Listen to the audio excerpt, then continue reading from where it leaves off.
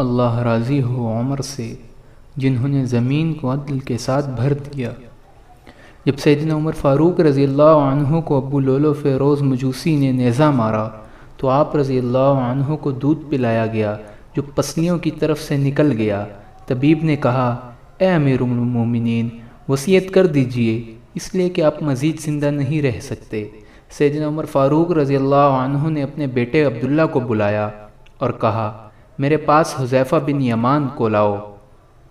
حذیفہ بن یمان وہ صحابی تھے جن کو رسول اللہ صلی اللہ علیہ وسلم نے منافقین کے ناموں کی لسٹ بتائی تھی، جس کو اللہ کے رسول اور حذیفہ کے علاوہ کوئی نہ جانتا تھا۔ حذیفہ رضی اللہ عنہ حاضر ہوئے تو امیر المومنین سیدنا عمر رضی اللہ عنہ گویا ہوئے جبکہ خون آپ کی پسلیوں سے رس رہا تھا۔ حذیفہ، میں تجھے اللہ کی قسم دیتا ہوں، کیا رسول اللہ صلی اللہ علیہ وسلم نے میرا نام منافقین میں لیا ہے کہ نہیں؟ حذیفہ رضی اللہ عنہ روتے ہوئے کہنے لگے، اے امیر المومنین، یہ میرے پاس رسول اللہ صلی اللہ علیہ وسلم کا راز ہے، میں اس کو مرتے دم تک کسی کو نہیں بتا سکتا۔ سیدنا عمر فاروق رضی اللہ عنہ کہنے لگے، حذیفہ، بلا شبہ یہ رسول اللہ صلی اللہ علیہ وسلم کا راز ہے، بس مجھے اتنا بتا دیجئے کہ رسول اللہ صلی اللہ علیہ وسلم نے میرا نام منافقین کی جدوں میں شمار کیا ہے یا نہیں؟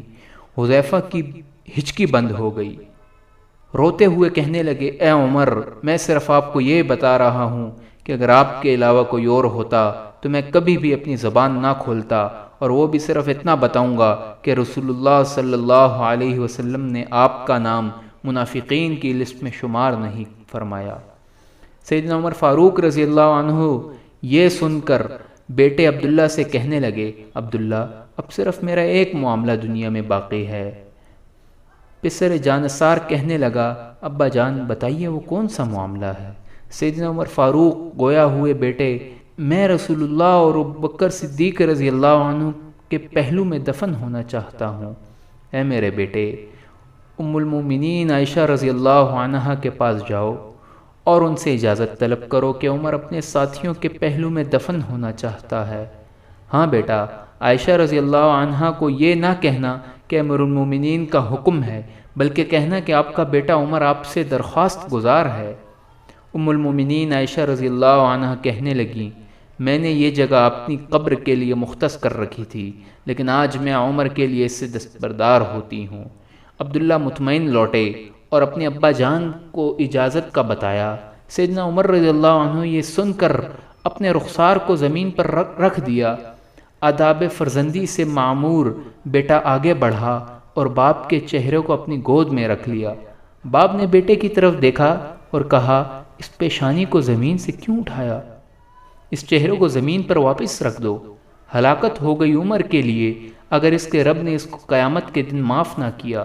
سیدنا عمر رضی اللہ عنہ بیٹے عبداللہ کو یہ وصیت کر کے اس دار فانی سے کوچ کر گئے، جب میرے جنازے کو اٹھایا جائے اور مسجد نبوی میں میرا جنازہ پڑھا جائے تو حذیفہ پر نظر رکھنا، کیونکہ اس نے وعدہ توڑنے میں تو شاید میرا حیا کیا ہو، لیکن دھیان رکھنا وہ میرا جنازہ بھی پڑھتا ہے یا نہیں۔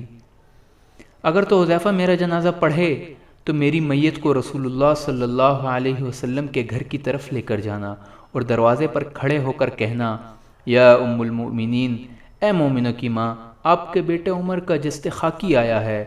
ہاں، یہاں بھی یاد رکھنا، امیر المومنین نہ کہنا، عائشہ مجھ سے بہت حیا کرتی ہے۔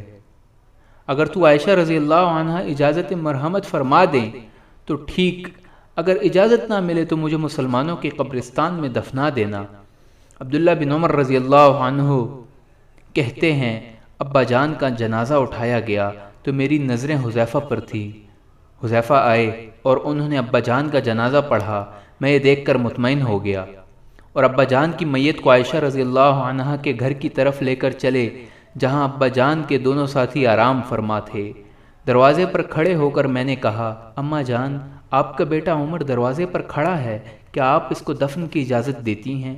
اماں عائشہ رضی اللہ عنہا نے کہا، مرحبا امیر المومنین کو اپنے ساتھیوں کے ساتھ دفن ہونے پر مبارک ہو۔